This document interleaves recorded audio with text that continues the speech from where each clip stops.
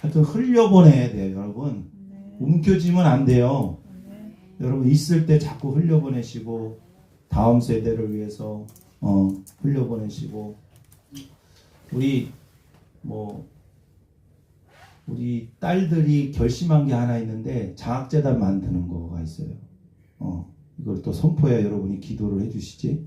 우리 딸들이 그 장학재단을 만드는 게 안 했어? 아, 저 언니가 했어? 혼자만 한 거야? 하여튼 우린 장학재단을 우리 장학금을 누구한테 받아서 공부를 많이 했기 때문에 장학재단을 만들어서 많은 아이들에게 이렇게 전달하는 것이 우리 가정의 작은 소원입니다. 그래서 여러분들도 이런 것을 자꾸 흘려보내는 훈련을 해야 돼요. 우리 작은 교회라고 해서 못 흘려보내는 게 아니에요. 먼저 흘려보낼 때 하나님이 채워주시는 거예요.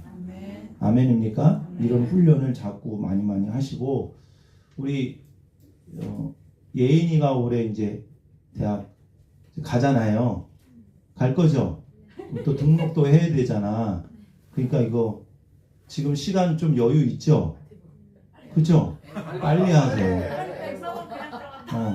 제가 이렇게 그냥 뭐 드릴 수는 없고 등록금을 그냥 드릴 수는 없고 100만 원이라도 암송하면은 이렇게 하면 좋겠다라는 마음이 몇 주 전부터 들더라고.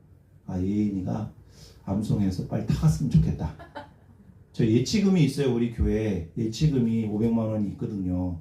그건 이제 장학금이나 특별한 경우를 위해서 있기 때문에 우리 빨리 암송하셔서 알겠죠?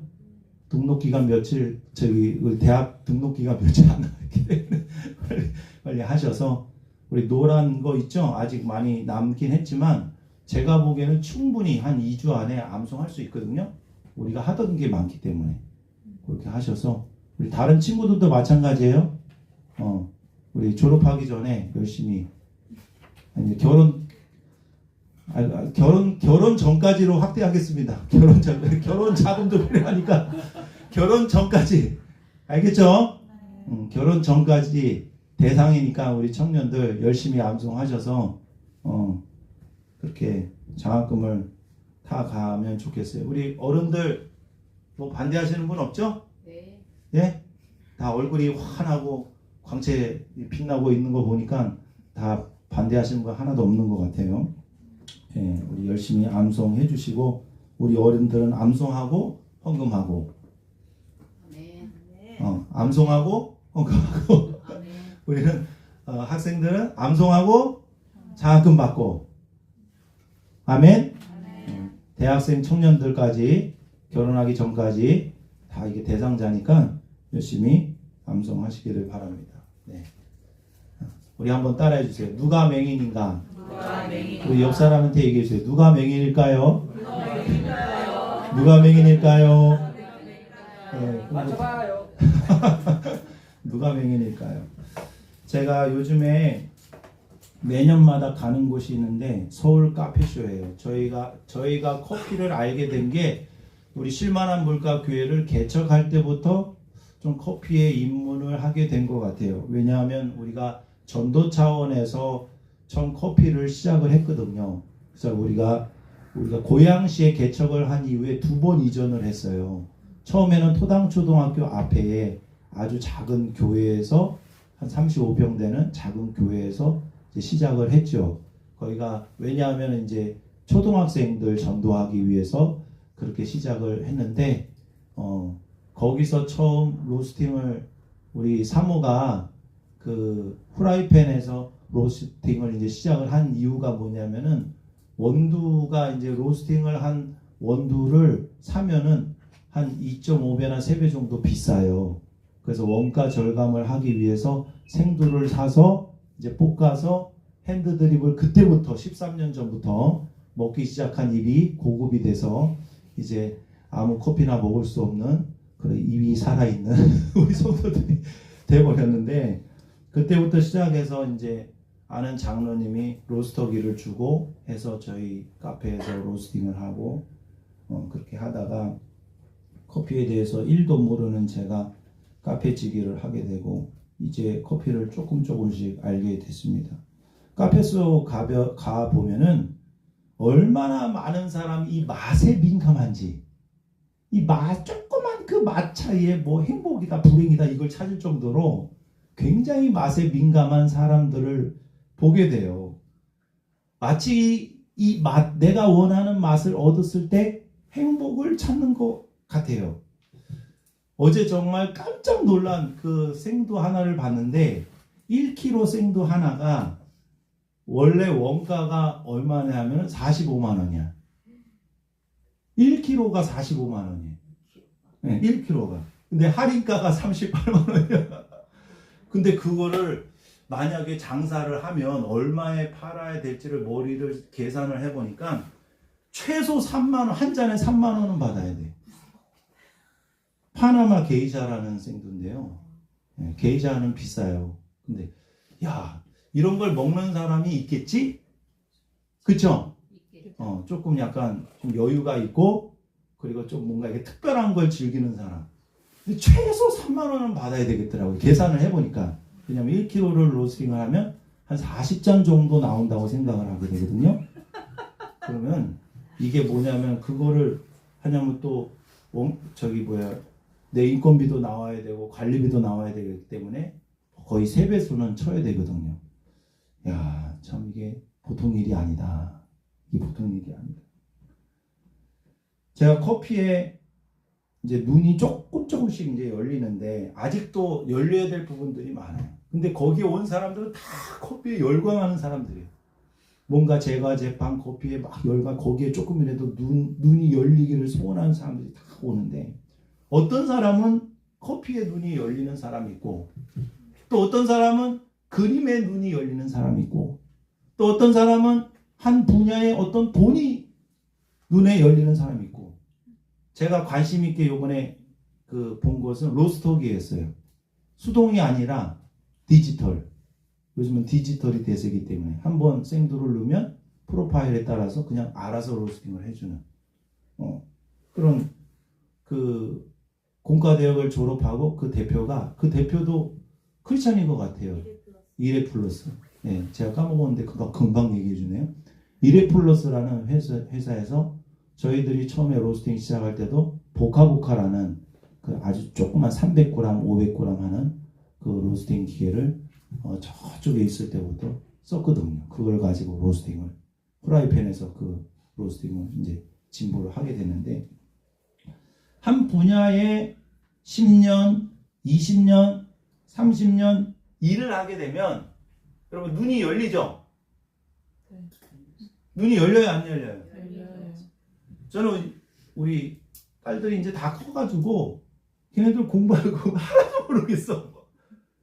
진짜 무슨 외계어야, 외계어. 하나도 몰라, 하나도.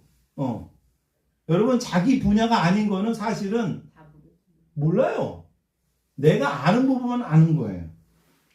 우리는 눈이 열린 만큼 뭐 하게 되느냐? 노력하게 되고 열정을 투자하게 되고 인생을 쏟아붓게 되는 거예요.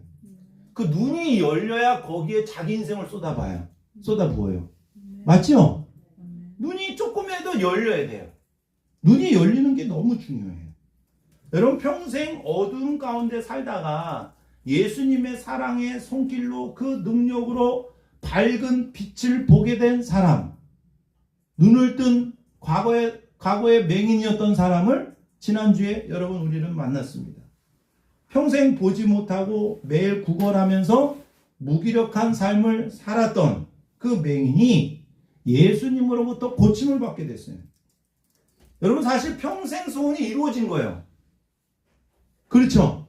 얼마나 기뻤겠어요. 여러분 이것보다 앞을 보지 못하는 사람이 눈을 뜨게 되는데 이것보다 더 큰 기쁨이 어디 있겠어요. 그런데 그 밝은 눈을 가진 그 기쁨도 잠시 바리새인들에게 끌려가 가지고 신문을 받게 됩니다.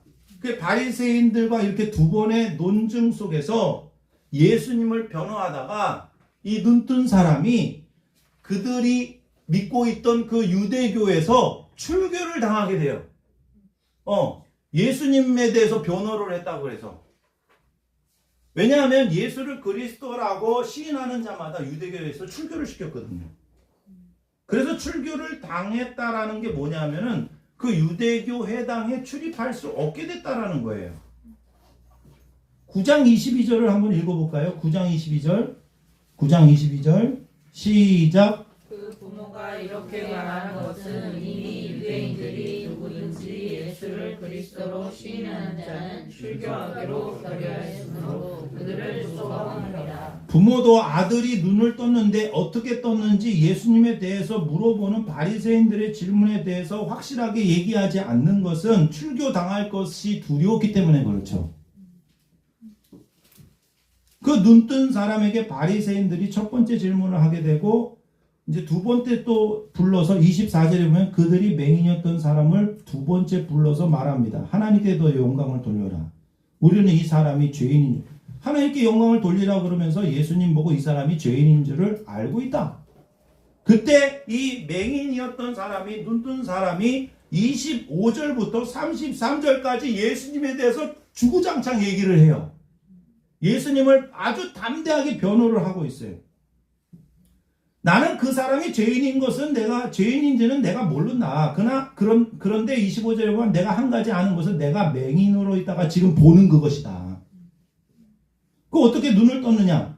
라고 또 물어보니까 27절에 대답하여 내가 이미 일렀지 않았느냐? 일렀어도 듣지 아니하고 어찌하여 다시 듣고자 하나이까? 당신도 그들의 제자가 되려 합니까? 그러니까 그들이 막 욕을 하면서 우리는 모세의 제자다. 하나님이 모세에게는 말씀하신 줄은 우리가 알거니와 이 사람은 어디서 왔는지 우리는 모른다. 그때 그 사람이 또 담대하게 말합니다. 너희들 진짜 이상하다. 이 사람이 내 눈을 뜨게 하였으니 당신들은 그가 어디서 왔는지 왜 모릅니까? 31절에 하나님이 죄인의 말을 듣지 아니하시고 경건하여 그의 뜻을 행하는 자들은 들으시는 줄 우리가 압니다. 32절 33절 읽어볼까요? 32절 33절 시작. 창세 이후로 맹인으로 난 자의 눈을 뜨게 하였다함을 듣지 못하였으니 이 사람이 하나님께로부터 오지 아니하였으면 아무 일도 할 수 없으리라. 이 자기가 눈뜬 것을 통해서 하나님이 하시는 일, 이 사람이 맹인이 된 게 자신의 죄입니까? 부모의 죄입니까? 제자들이 물어봤을 때 예수님께서는 9장 3절에서 이 사람이 못 보는 것은 그 사람의 죄도 아니고 부모의 죄도 아니고 그에게서 하나님이 하시는 일을 나타내고자 합니다. 그러니까 이 사람이 눈뜬 기적을 통해서 뭐가 열렸느냐 하면은 이 사람이 하나님께로부터 오지 아니하였으면 아무 일도 할 수 없어요. 이 사람을 통해서 하나님이 하시고자 하는 일이 나타났다라는 게 눈을 뜬 거예요. 하나님의 하시는 일을 예수 그리스도를 통해서 이루어졌다라는 게 눈이 뜬 거예요. 그래서 예수님에 대한 변호와 증거를 하다 보니 이 사람이 쫓겨났어요. 34절에 보면은 네가 온전하여 죄 가운데 나서 우리를 네가 온전히 죄 가운데 나서 우리를 가르치느냐 하면서 그 사람을 쫓아냅니다. 그때 예수님께서 35절에 예수께서 그들이 그 사람을 쫓아냈다 하시는 말씀을 들었더니 그를 만나 주셔요. 그리고 첫 번째 질문이 뭐죠? 내가 인자를 믿느냐? 여러분 예수님이 그러니까 지금 유대교에서 출교를 당한 눈뜬 사람을 찾아오셔서 그에게 건넨 첫 질문이 뭐냐? 뭐라고요? 내가 인자를 믿느냐? 근데 이 눈뜬 이 사람은 지금 질문한 이 사람이 자기의 눈을 뜨게 해주신 분인 줄은 모르는 거죠. 왜냐하면 실로암 가서 씻어라. 그러면 눈을 뜰 수 있다라고 말씀하신 거에 순종해서 눈을 떴는데 내 눈을 뜨게 해주신 분은 없어져 버렸어. 예수님은 기적을 일으키고 없어지시는데 주토끼를 갖고 계시잖아요. 그렇죠? 하나님의 능력을 행하고 없어지시고 하나님의 능력을 행하고 없어지시고 예수님께서 이 눈뜬 사람에게 말씀하신 첫 번째 질문, 네가 인자를 믿느냐? 그때 이 사람이 말합니다. 주여. 여기서의 주여는 뒤에 나오는 38절의 주여와 단어는 똑같은데 의미가 달라요. 여기서의 주여는 선생님 이런 뜻이에요. 그러니까 주여라는 의미가 굉장히 많이 있어요. 그냥 일반적으로 그냥 선생님, 보통 사람에게는 선생님이라는 의미고요. 이 주여는 퀴리오스인데 선생님한테 쓰는 단어도 있고 아니면 정말 주님이라는 단어. 도마가 부활하신 예수님을 만나고 뭐라고 얘기했어요? 저는 그리스도시요 살아계신 하나님의 아들이다. 베드로도 얘기하고 도마도 당신은 주님이십니다. 그리스도입니다. 이렇게 고백한 것처럼 근데 여기서는 주여 그가 누굽니까? 내가 믿고 싶습니다. 네가 인자를 믿느냐? 내가 믿고 싶습니다. 그때 예수님께서 37절 대답해 주고 계세요. 37절 읽어봅니다. 시작. 내가 그를 보았거니와 지금 너와 말하는 자가 그이니라. 네가 그를 보았다. 지금 네가 말하는 자가 그이다. 네가 믿고 싶은 자가 바로 너랑 말하고 있다 지금. 네가 믿고 싶은 사람이 여기 있다. 너 앞에 있다. 말하고 있는 그 사람이 바로 인자다. 여러분 인자라는 말은 복음서에서 아주 많이 사용되는 예수님의 자기 표현인데 한 80회 정도 나와요. 근데 인자라는 의미가 뭐냐면 우리 인자라는 의미가 이게 딱 체감이 안 되는데 이 인자라는 의미는 다니엘서 7장 13, 14절에서 나오듯이 옛적부터 항상 계신 이 하나님 아버지께서 영원한 권세, 영원한 영광, 영원한 나라를 받은 옛적부터 항상 계신 그 하나님으로부터 영원한 권세, 영원한 영광, 영원한 나라를 받은 메시아를 말해주고 있어요. 그러니까 네가 인자를 믿느냐? 메시아를 믿느냐? 그리스도를 믿느냐? 그러니까 이 인자는 메시아의 다른 호칭이에요. 요한복음에 인자에 관한 얘기가 굉장히 많이 나와요. 요한복음에 1장 51절에 보면은 하늘이 열리고 하나님의 사자들이 인자 위에 오르락 내리락 하는 것을 보리라. 여러분 요한복음을 읽으면서 인자에 한번 동그라미를 한번 쳐보세요. 인자는 다른 말로 하면 메시아예요. 사람의 아들이지만 하나님이 보내신 자라는 뜻이에요. 3장 13절 한번 찾아볼까요? 1장 51절 했고 3장 13절 인자에 대한 얘기를 하는 거예요. 지금 이 눈뜬 이 사람에게 또 다른 눈을 열어주시고 계셔요. 하나님은 여러분에게 또 다른 눈을 갖게 해주기를 원해요. 영적인 눈. 3장 몇 절? 13, 14절 둘 다 나와요. 13, 14절 시작. 하늘에서 내려온 자 곧 인자 외에는 하늘에 올라간 자가 없느니라. 인자는 하늘에서 내려온 자고 하늘에 올라가는 자예요. 14절 시작. 모세가 광야에서 뱀을 든 것 같이 인자도 들려야 하니. 인자는 십자가에서 죽으실 거예요. 15절. 이는 그를 믿는 자마다 영생을 얻게 하려 하심이라. 인자를 메시아를 믿으면 영생을 받게 됩니다. 인자는 메시아예요. 하늘에서 내려온 자고 십자가에서 죽으시고 하늘에 올라가시고 우리에게 영생을 주시는 분이에요. 아멘.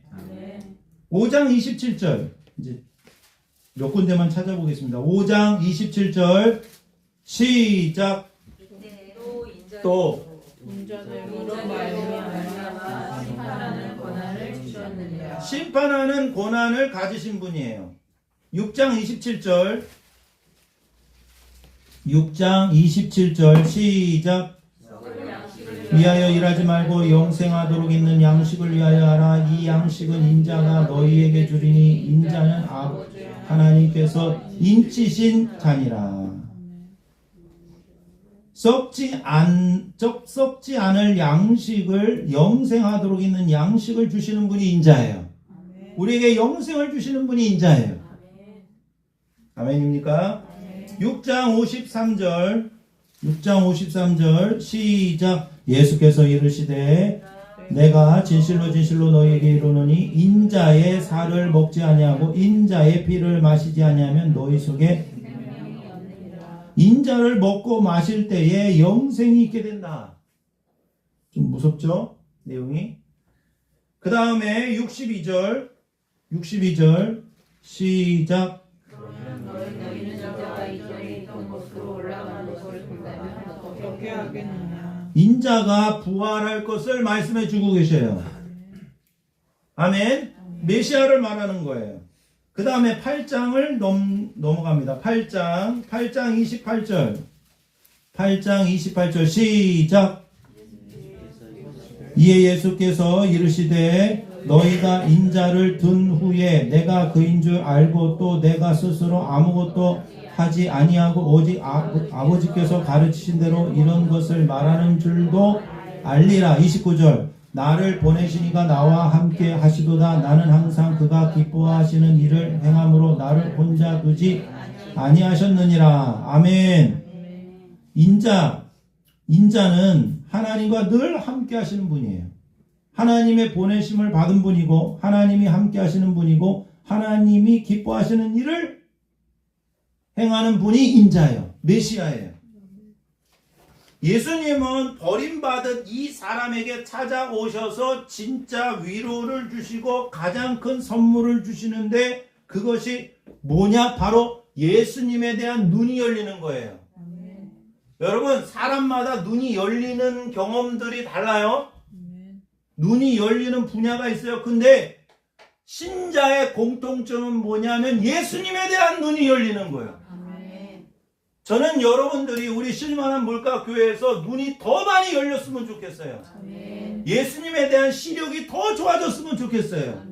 육신의 시력은 조금 없어질 수도 있지만은 나이가 들면 들수록 겉사람은 호패하나 속사람은 날로 새로워지는 그 비결은 뭐냐? 예수님에 대한 눈이 열리는 거예요. 예수님에 대한 눈이 열리면 어떤 고난도 이겨낼 수 있어요.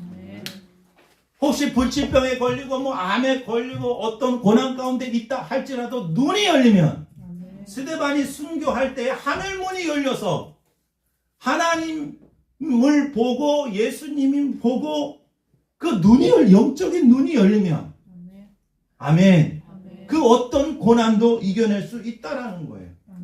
그때 이 눈뜬 사람이 뭐라고 얘기를 합니까? 38절 오늘 9장 38절이에요. 9장 38절 시작.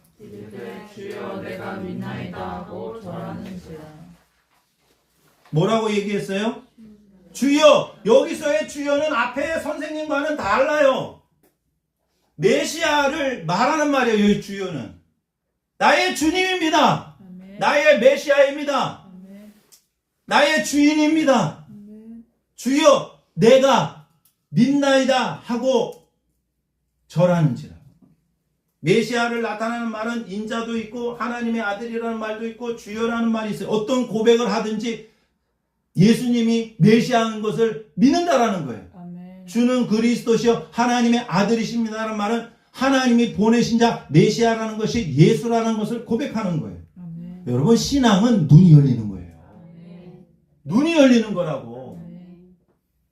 세상에 눈이 열리는 게 아니라 그리스도께 눈이 열리는 거예요. 그리스도에 대한 눈이 열려야 돼요. 여러분, 매일 우리가 예배를 드릴 때마다 무엇을 사모해야 됩니까? 우리가 기도하고 우리가 성경을 읽고 그리고 우리가 매일매일 살아가는 그 삶의 현장에서 여러분 무엇을 기대해야 돼요? 예수님에 대한 눈이 열리기를 기대해야 돼요. 예수님에 대한 눈이 열리면 어떻게 되느냐? 믿음이 생기는 거예요. 예수님에 대한 눈이 열면 뭐가 달라지는지 아세요? 여러분 다시 한번 38절 읽어주세요. 38절. 예수님에 대한 눈이 열리면 반드시 달라지는 게 있어. 38절 시작.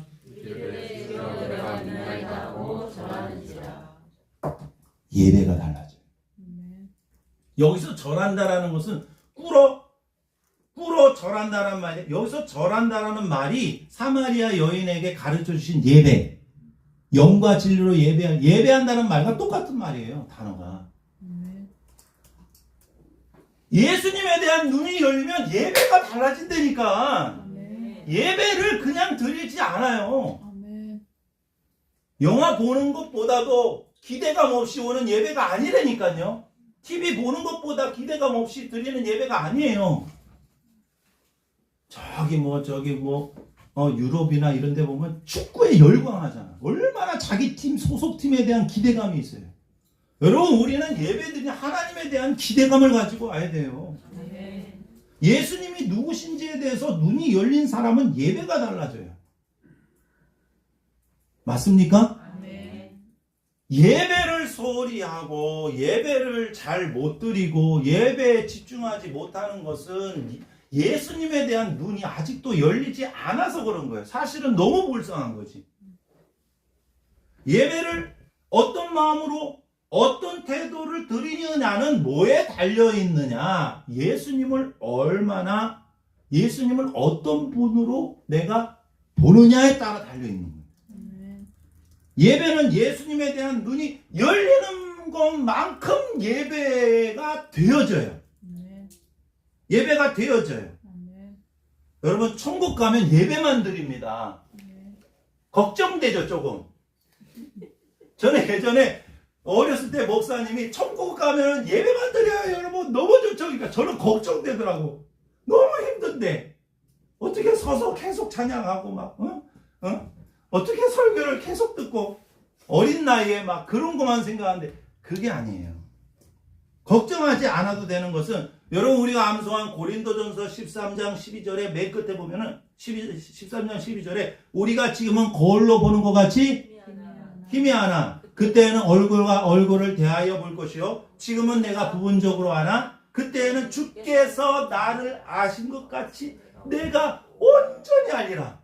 와, 저는 이 말씀이 너무 좋은 거야. 주께서 나를 아신 것 같이 내가 온전히 주님을 알게 되는 거잖아. 주님은 나를 100% 알고 계시죠. 모르는 게 없죠. 우리가 그때 천국 가면 예수님을 100% 알게 되면 그 자체가 예배가 그냥 되어진다니까.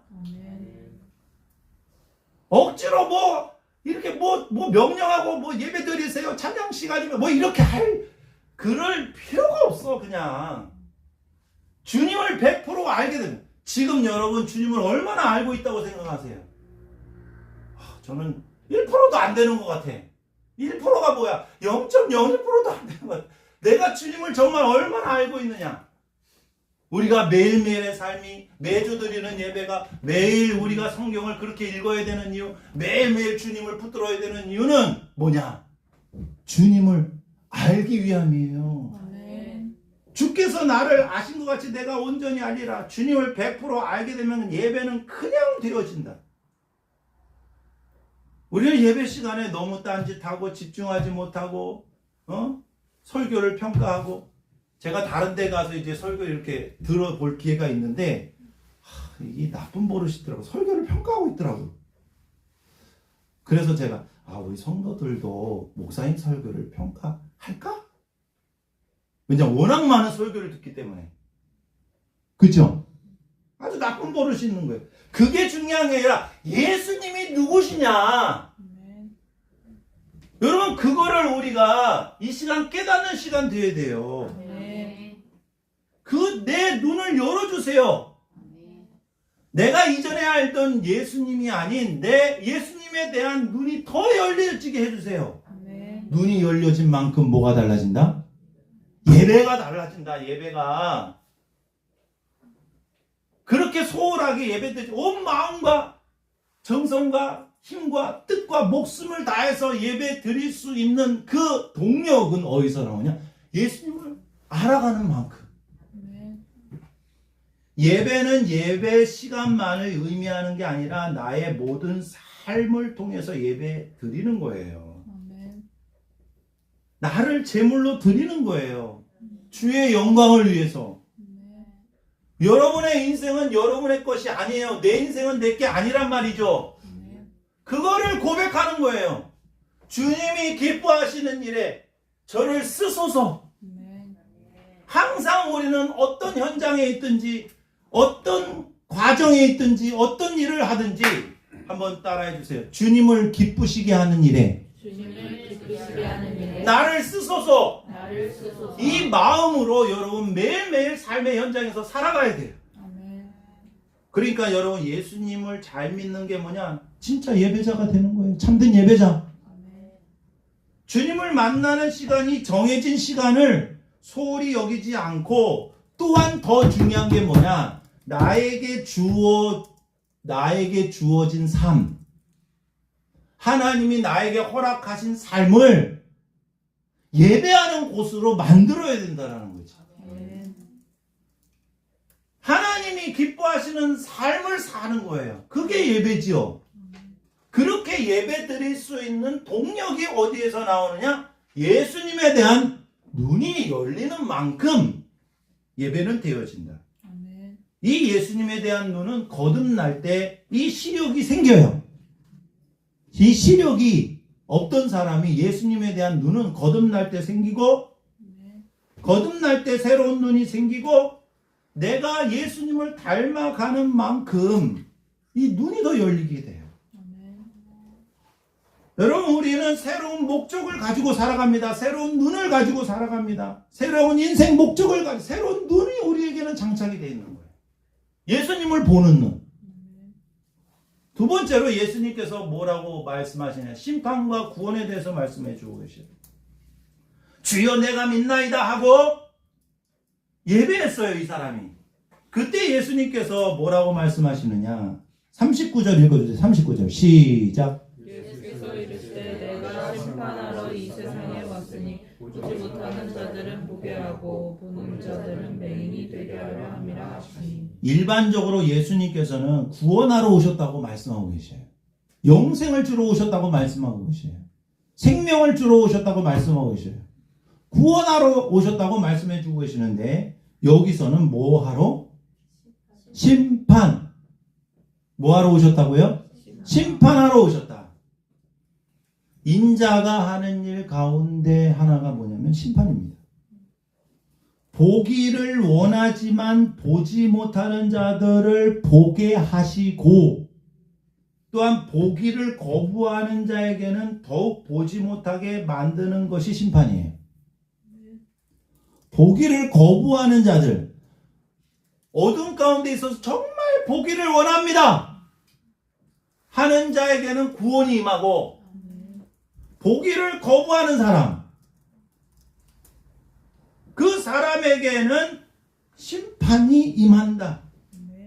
예수님은 우리를 구원하러 이 땅에 오셨습니다. 믿는 자에게는 구원이지만 다른 측면에, 반대편에 믿지 않는 자에게는 뭐가 있다? 심판이 있다. 자신의 죄와 자만과 교만과 이기심과 자신이 어둠 가운데 살고 있다라는 것을 인정하는 사람에게는 구원이 있지만, 자기의 죄와 자기의 교만과 어둠 가운데 살고 있다는 것을 인정하지 않는 자들에게는, 그 말은 뭐냐? 예수를 필요로 하지 않는 자에게는 심판이 있다. 예수 없이 잘 사는 자들에게는 심판이 있을 것이요, 내가 어둠 가운데 있습니다, 내가 빛이 필요합니다 하면서 예수님을 절절하게 소유하기를 원하고 필요로 하는 사람들에게는 구원이 있을 것이다. 요한복음 3장 16절 여러분 아시듯이, 하나님이 세상을 이처럼 사랑하사 독생자를 주셨으니 이는 그를 믿는 자마다 멸망하지 않고 영생을 얻게 하려 하시니, 하나님이 그 아들을 세상에 보내신 것은 세상을 심판하려 하심이 아니요. 여기는 또 그렇게 말하겠어요. 그로 말미암아 세상이 구원을 받게 하려 하심이라. 18절, 그를 믿는 자는 심판을 받지 아니하는 것이요 믿지 아니하는 자는 하나님의 독생자의 이름을 믿지 아니함으로 벌써 심판을 받은 것이라. 그러니까 여러분, 구원은 뭐냐? 예수를 믿는 거고, 예수님을 필요로 하는 거고, 예수님을 찾는 거지만, 심판은 뭐예요? 예수님을 믿지 않는 것이고, 예수님을 갈망하지 않는 것이고, 예수님을 찾지 않는 거예요.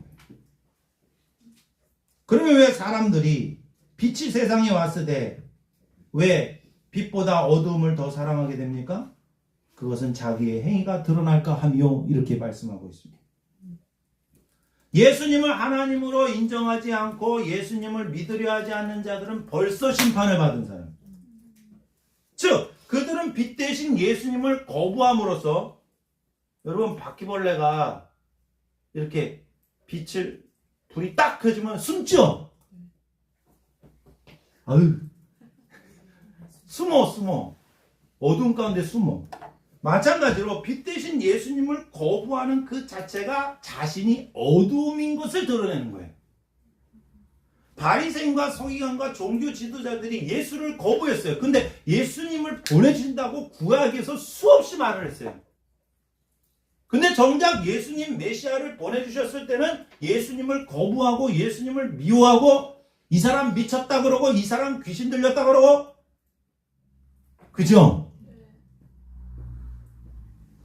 예수님을 거부함으로써 자신이 어두움인 것을 드러내고 있어요. 미래의 심판도 있지만 현재 벌써 심판을 받은 사람은 어둠을 더 사랑하게 되고 빛을 미워하게 되고 빛 대신 예수님께로 오지 않는다는 거예요. 왜? 자기 행위가 드러날까. 자신의 더러움을, 어두움을 본 사람은, 자신의 죄와 연약함을 본 사람은 겸손히 주님 앞에 나와서 주님의 자비와 주님의 긍휼과 주님의 구원을 구하는 자들입니다. 맹인이 보고 있는 건 어두움이에요. 어둠을만 보고 있기 때문에 빛을 구하는 거예요. 주님의 도움, 주님의 필요성을 절절히 느끼고 사는 사람들에게는 구원이 있을 것이다.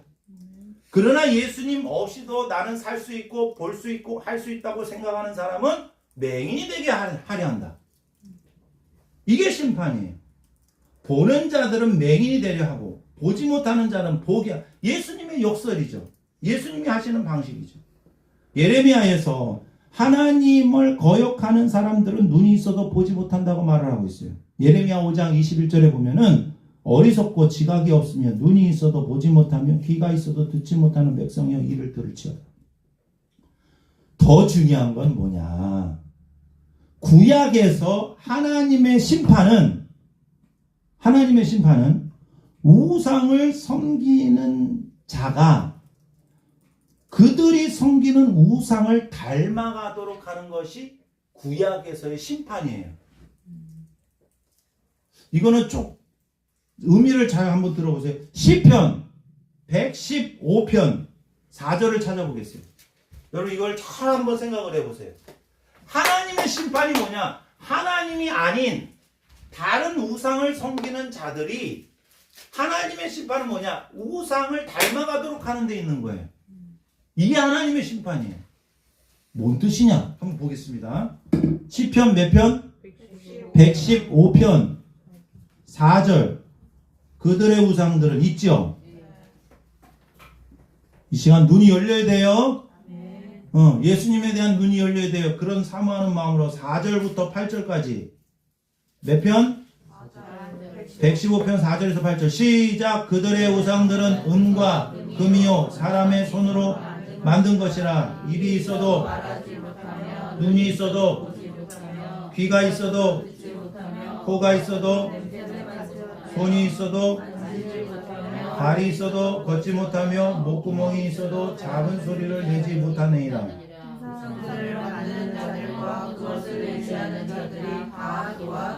그와 같으니라. 우상은 사람들이 손으로 만든 거예요. 근데 거기에 무엇을 부어야, 신적인 능력을 부여하는 거예요. 하나님의 자리에 있는 것들이 우상이에요.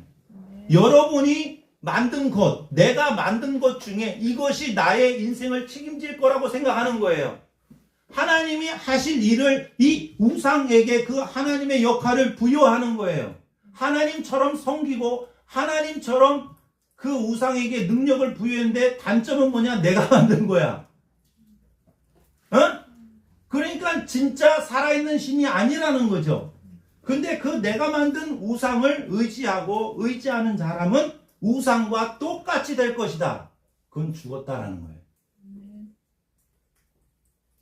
내가 만든 게 우상이에요. 하나님의 역할을 대신하는 게 우상이에요. 내가 믿고 의지하는 게 우상이에요. 근데 그게 하나님이 아닌 거지. 그죠? 내가 예배하는 게 우상이에요. 내가 기뻐하는 게 우상이에요. 내가 소망을 두는 게 우상이에요.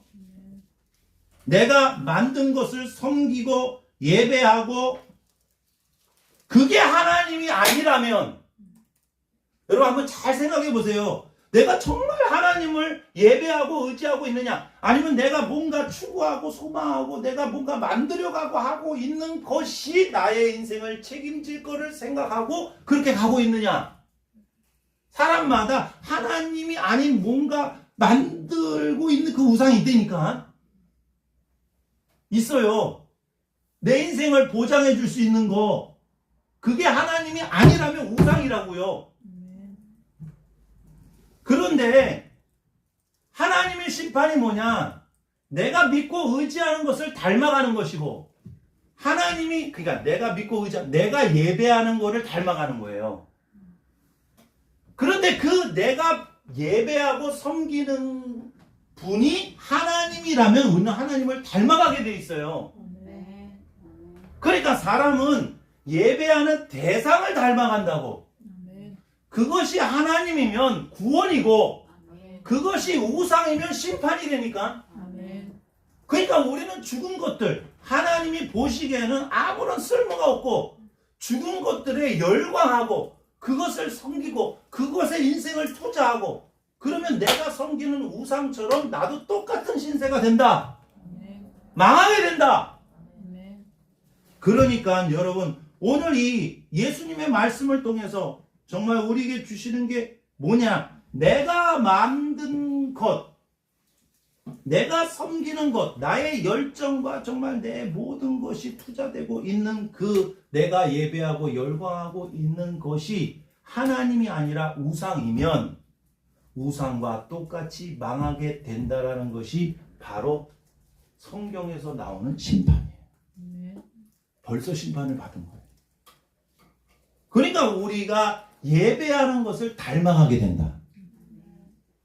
우리가 하나님을 정말 예배하고 예수님을 예배하고 있다면 누구를 닮겠어요? 하나님을 닮고 예수님을 닮아가게 되겠죠. 내가 거룩하니 너희도 거룩하라. 내가 온전한 것 같이 너희도 온전하라. 예수님을 닮아가는 것은 예수님을 예배한 만큼 예수님을 닮아갈 수 있어요. 그러면 어떻게 예배할 수 있느냐? 예수님에 대한 눈이 열려야 예수님을 예배할 수 있고, 예수님을 예배하는 만큼 예수님을 닮아가는 거예요. 여러분, 이게 신앙의 본질이에요. 이게 사실은 오늘 설교의 핵심이에요. 여러분, 예수님에 대한 눈이 열려야 돼요. 예수님에 대한 눈이 열리면 뭐가 달라진다? 예배가 달라진다. 예배가 달라지면 어떻게 된다? 내가 예배하는 대상을 닮게 된다.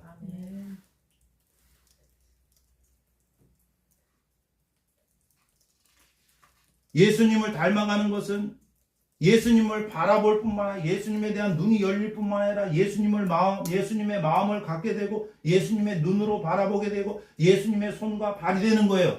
이게 선교예요. 다른 게 선교가 아니라. 내가 올바른 신앙의 길로 가고 있는가? 오늘 말씀을 통해서 여러분 점검했으면 좋겠습니다. 그때 바리새인들이 이 말씀을 듣고 뭐라고 말하느냐? 40절 읽어볼까요? 이제는 마무리할 시간인데 40절 시작. 바리새인 중에 예수와 함께 있던 자들이 이 말씀을 듣고 이르되 우리도 맹인인가? 바리새인들이 예수님과 이렇게 같이 있던 사람들이 이 말씀을 듣고 뭐라고 말하냐면, 이 말투는 어떤 거냐면 약간 비아냥거리면서 그럼 우리도 맹인이야? 이런 거예요. 그럼 우리가 맹인이라고? 웃긴다. 야, 우리가 맹인이래. 어떤 이런 거? 이런 거 연극하면 재밌는데, 그죠? 우리가 맹인이래. 그 바리새인들은 자기를 어떻게 제일 신앙생활 잘하는 사람, 말씀을 제일 많이 하는 사람, 하나님과 제일 가까운 사람인데 어머 야 웃긴다 야 우리가 맹인이래 이런 투. 우리도 맹인인가? 신앙생활을 아주 잘한다고 생각하고 있었어요. 예수님께서는 바리새인들에게 우리가 맹인인가? 우리도 맹인인가? 그렇게 말하는 바리새인들에게 아니에요. 아주 신앙생활 잘하고 있어요. 라고 말씀하지 않았습니다. 뭐라고 말했습니까? 41절 읽어주세요. 시작. 예수께서 이르시되 너희가 맹인이 되었더라면 죄가 없으려니와 본다고 하니 너희 죄가 그대로 있느니라. 너희들은 본다고 생각하지 그러니까 죄가 있는 거야. 맹인으로 인정했으면 속죄함을 받았을 거고 너희들이 볼 수 있다고 생각하기 때문에 죄가 있는 거야. 진짜 어렵죠, 말씀이. 예수님 말씀은 진짜 어려워요. 바리새인들은 자기 자신들만큼 하나님에 대해서 성경에 대해서 잘 알고 있다고 생각하는 사람은 없다고 생각했어요. 최고다 우리는 신앙이. 예수님은 너희가 맹인이면 죄가 없지만 본다고 하니 죄가 있다. 똑부러지게 말씀하셨어요. 스스로 부정함이 없다고 생각하는 사람들, 다른 말로 하면은 신앙생활에 있어서 예수님에 대한 갈망, 필요성이 없는 사람들, 자신이 건강하다고 생각하는 사람들에게는 의사가 필요 없어요. 자신이 본다고 생각하는 사람들에게는 빛 대신 예수님이 필요가 없는 거예요. 주님, 내가 어둠 가운데 있습니다. 주님 없이는 살 수 없는 삶을 살아가고 있습니다. 그런 사람이 주님께 나와서 고침을 받고 구원을 받고 영생을 받고 눈이 띄어지고 귀가 열리고, 그래서 여러분 고난의 연장을 그냥 흘려보내지 마세요. 예수님을 찾는 그 기회, 힘들면 힘들수록 예수님을 더 의지하라고요. 불평하고 원망하고 그렇게 그냥 흘려보내지 말고 예수님을 알아갈 수 있는, 예수님을 만날 수 있는 기회가 얼마나 많아요. 힘들잖아요. 그렇죠? 인생이 얼마나 힘들어. 한 주간도 얼마나 힘들게 사셨어요. 그러면 그거 힘든데 그냥 보내지 말라고요. 아깝잖아. 그 시간이, 힘든 시간들이. 예수님에 대해서 눈이 열릴 수 있는 시간들이라고요. 주님, 내가 어둠 가운데 있습니다. 내가 절망 가운데 있습니다. 저 힘들어 죽겠어요. 주님 함께 해주세요. 그때마다 주님은 자기 자신에 대해서 계시해 주실 거예요. 내가 생명의 떡이다. 내가 양의 문이다. 내가 선한 목자다. 그 필요에 따라서 예수님이 어떤 분이신지를 알려주실 거예요. 제가 요즘에 고민하는 것들이 있었어요. 뭔가 뭐를 영적인 답답함과 불편함이 있었어요.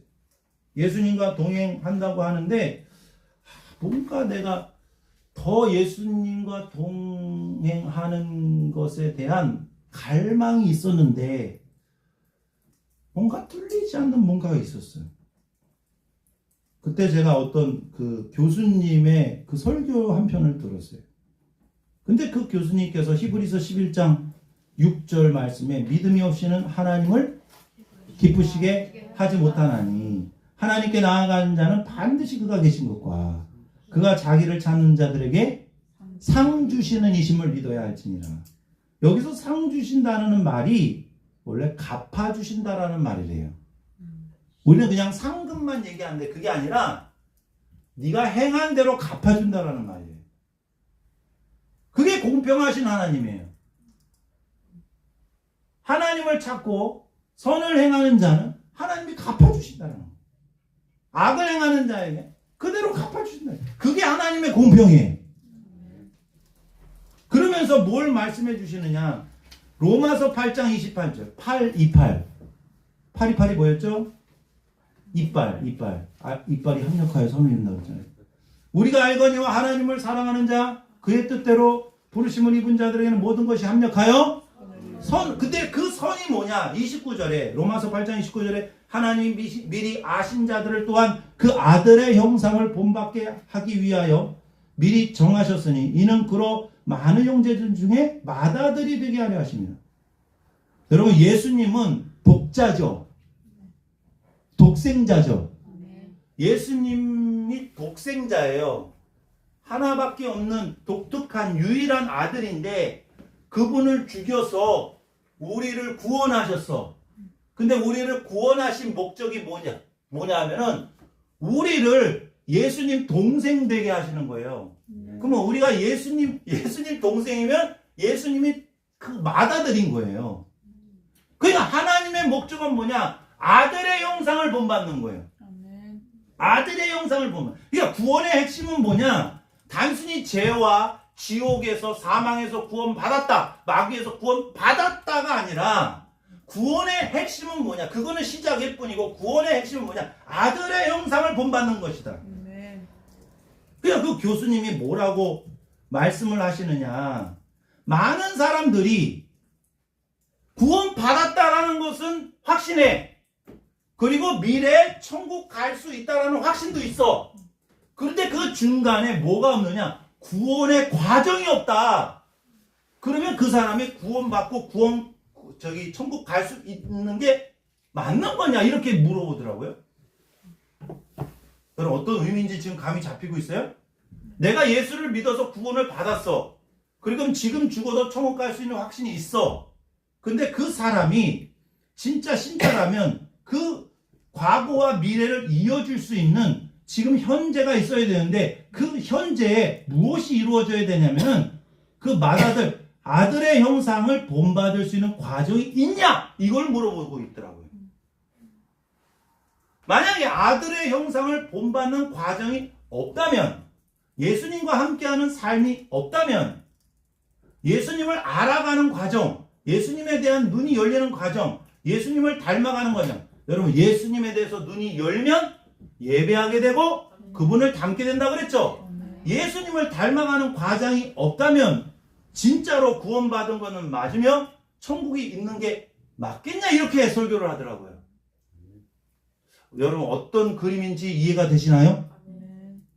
그러니까 우리의 미래가 천국에 갈 수 있다는 확신이 있는데 지금 현재의 구원의 과정이 없다면 그게 맞냐 이거지.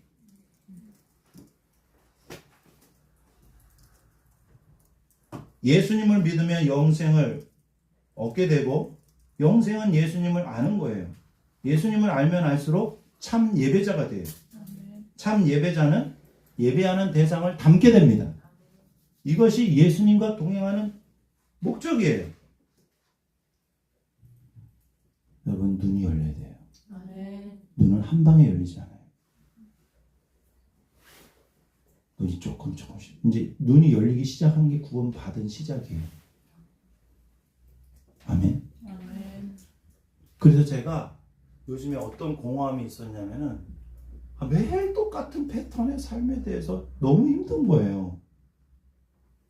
근데 물론 또 비슷하죠. 완전히 똑같은 건 아니죠. 매일매일의 삶이. 근데 하루하루 현재가 어떤 나에게 의미가 있느냐. 힘들고 어려워도 이 현재 속에서, 고난 속에서, 광야 속에서, 어려움 속에서 주님의 의도와 주님의 목적은 뭐냐? 예수님을 더 알아가기를 원하시는 것이고, 예수님에 대한 눈이 열리는 것이고, 예수님을 더 예배하는 것이고, 예수님을 더 닮아가는 것이 우리의 삶의 목적이 돼요. 3번은 우리도 맹이니까. 그게 진짜 눈을 뜬 자고 그것이 목적이 되지 않는 사람은 아직도 맹인이라는 거예요. 예수님을 알고 예수님을 더 예배하고 예수님을 닮아가는 삶이 나의 인생 목적이 되지 않았다면 그것이야말로 아직도 어둠 가운데 있다라는 거예요. 우리의 인생 목표는 편안한 노후가 아닙니다. 그게 아니라고요. 편안한 노후이든 불편한 노이든 상관없어. 상관없다고. 감옥에서 살든 좋은 집에서 살든 그건 그렇게 중요한 게 아니에요. 한국에 살든 뭐 필리핀에서 살든 캐나다에서 살든 그건 중요하지 않아. 어떻게 하면 하나님이 기뻐하시는 삶을 살까? 예수님을 닮아가는 삶을 살까? 예수님을 어떻게 하면 더 많이 알아가게 되고 더 예배하게 되고 이 땅에서 예수님을 닮아가는 삶을 살까가 목적이 되지 않는 한 구원의 서정이라고 구원의 과정이라고 우리는 말할 수가 없는 거예요. 여러분 우리 눈이 열려야 됩니다. 요한복음이 너무 좋은 게 그 눈을 열어주는 걸 지금 하고 있어요. 눈이 열린 사람은 이렇게 살게 된다. 눈이 열려야 된다. 지금 요한복음 10장도 그런 얘기가 계속 이루어지고 있는데 이 요한복음 말씀을 더 많이 사모하시면서 내가 알았던 예수님의 모습에만 고정되어 있지 말고 더 많이 알아가세요. 예수님에 대해서. 예수님을 더 많이 알아가면 알아갈수록 여러분의 삶은 분명히 달라집니다. 그분을 예배하게 되고 그분을 닮아가게 돼요. 끝내라는 소리가 좀 쳤습니다. 기도하겠습니다. 주님 감사합니다. 예수님만이 우리의 구원자이십니다. 주인이십니다. 왕이십니다. 우리에게 빛을 주시는 분이십니다. 우리의 인생의 현장이 지금 현재가 아무리 힘들고 어려워도 주님은 우리의 소망이십니다. 생명이십니다. 빛이십니다. 목자이십니다. 우리의 인생을 책임져 주시는 분이십니다. 예수님에 대한 눈이 열리게 하여 주옵소서. 환경만 바라보지 말게 하여 주시고 나의 연약한 형편만 바라보지 말게 하시고 예수님 바라보게 하여 주시고 예수님 예배하게 하여 주시고 예수님 닮아갈 수 있도록 우리 사랑하는 성도들 축복하여 주시옵소서. 이 시간 귀한 예물을 드립니다. 이 예물 위에 복의 복을 더하여 주시고 지경을 넓혀 주시고 하나님의 손으로 도우사 환난에서 벗어나 근심이 없게 하여 주옵소서. 감사드리며 예수님의 이름으로 기도드립니다. 우리 다 일어나셔서 찬양하겠습니다. 내게 허락하신 시련을 통해 찬양하시고 기도하시고 축도하고 마치겠습니다.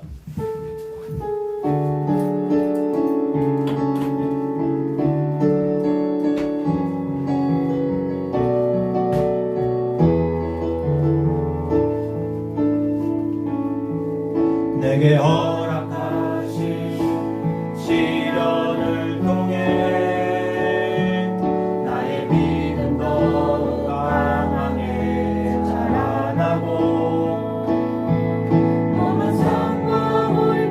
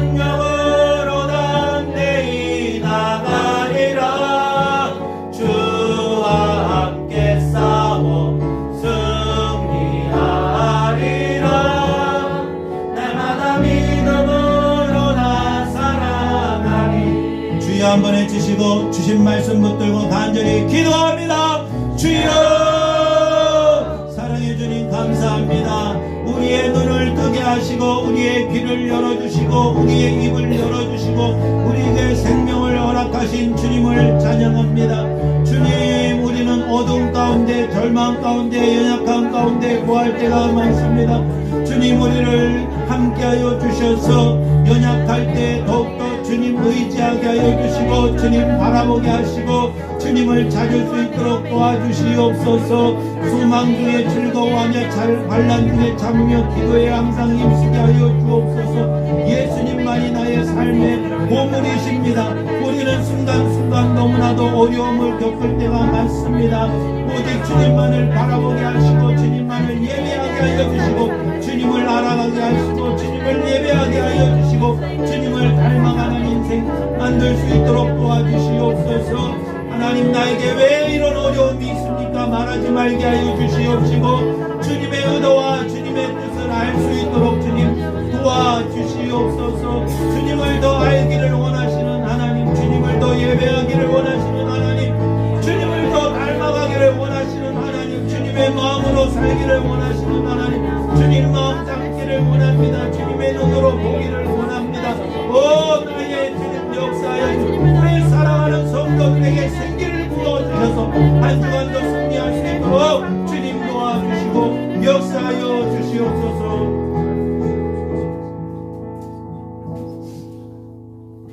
주님은 우리의 생명의 빛이십니다.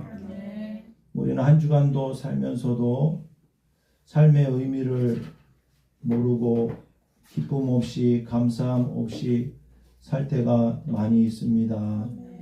힘들고 어려운 과정 속에 침몰하는 배처럼 가라앉을 때도 너무나도 많습니다.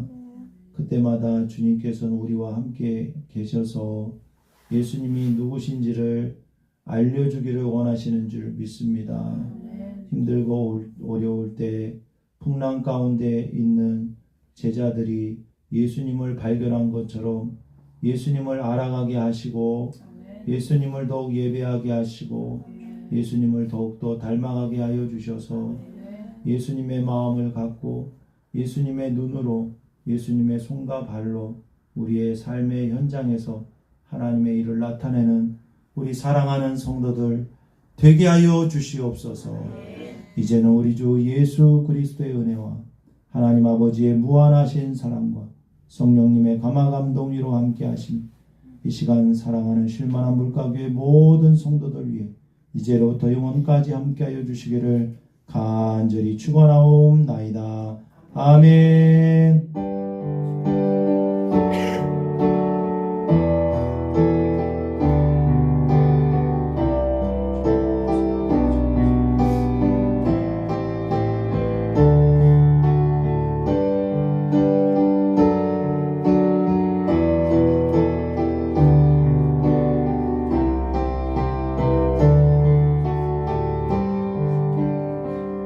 할렐루야. 주님께 영광이 받겠습니다. 앞뒤 좌우로 인사합니다. 예수님 한 분이면 충분합니다. 아멘. 식사하러 다 광고 있어요? 호남 차이나에 전하는